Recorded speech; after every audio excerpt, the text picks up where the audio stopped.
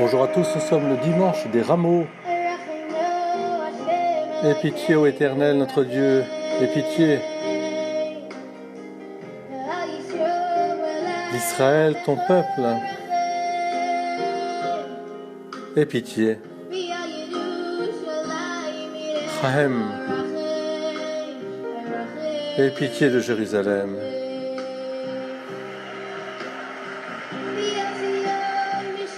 De Sion, demeure de ta gloire.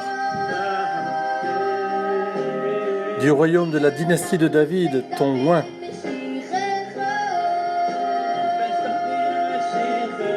Et de la grande et sainte maison. Oui, c'est de la bouche des tout-petits que Jésus reçoit son accueil triomphal à Jérusalem. Nous sommes le dimanche des rameaux.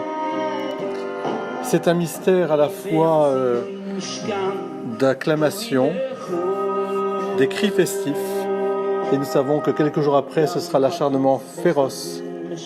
Ce double mystère accompagne chaque année l'entrée dans la Semaine Sainte, dans les deux moments caractéristiques de cette célébration, la procession avec les rameaux de palmiers d'olivier, et puis la lecture solennelle du récit de la Passion.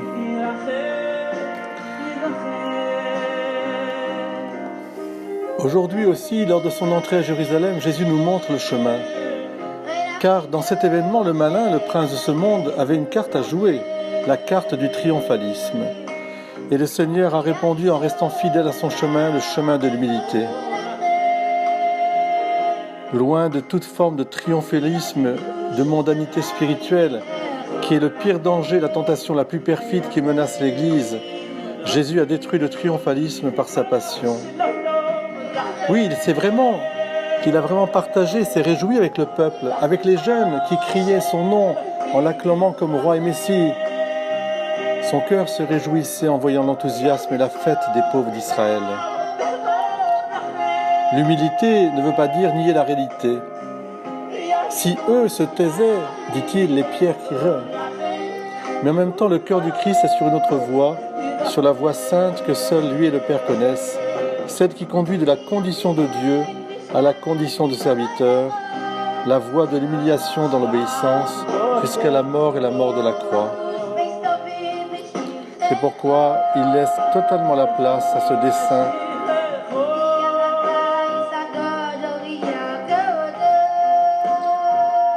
Bien nous aussi, à l'entrée de cette semaine sainte, gardons au fond de notre cœur cette acclamation « Hosanna au fils de David ».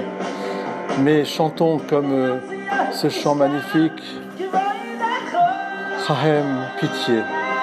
C'est pour cela que le Seigneur est venu du royaume de la dynastie de David, ton oint. Il s'est laissé conduire sur la colline sainte pour donner sa vie. Et de la grande maison et sainte maison, aie pitié, pitié, pitié. Seigneur, prends pitié de ta maison, de cette grande maison que nous appelons la maison de Dieu, des enfants de Dieu. Que, effectivement, d'Israël, en passant de Jérusalem, en passant par Rome, en allant du côté aussi de toutes les grandes capitales du monde, de toutes les cultures, toutes les religions, implorons au Seigneur la pitié, que la gloire du Seigneur rayonne à travers la croix triomphante du Christ Jésus. Que la douceur, l'humilité, l'offrande de la vie, de nos vies, accompagne l'offrande de la vie du Seigneur. Des acclamations festives et acharnements féroces, le silence de Jésus dans sa passion est impressionnant. Il vint aussi la tentation de répondre, d'être médiatique. Dans les moments d'obscurité, de grande tribulation, il faut savoir se taire, avoir le courage de se taire, pourvu que ce soit un silence serein et non rancunier.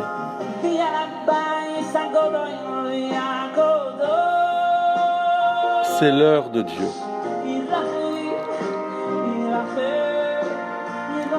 Plaçons-nous sous le manteau de Marie, de la Sainte Mère de Dieu. Et tandis que nous attendons que le Seigneur vienne et calme la tempête, par notre témoignage silencieux en prière, nous rendons en nous-mêmes et aux autres raison de l'espérance qui est en nous. Cela nous aidera à vivre dans la sainte tension entre la mémoire des promesses la réalité de la détermination présente sur la croix et l'espérance de la résurrection. Merci, Pape François. Amen. Bon dimanche de Carême, bon dimanche des Rameaux, belle entrée dans la Semaine Sainte.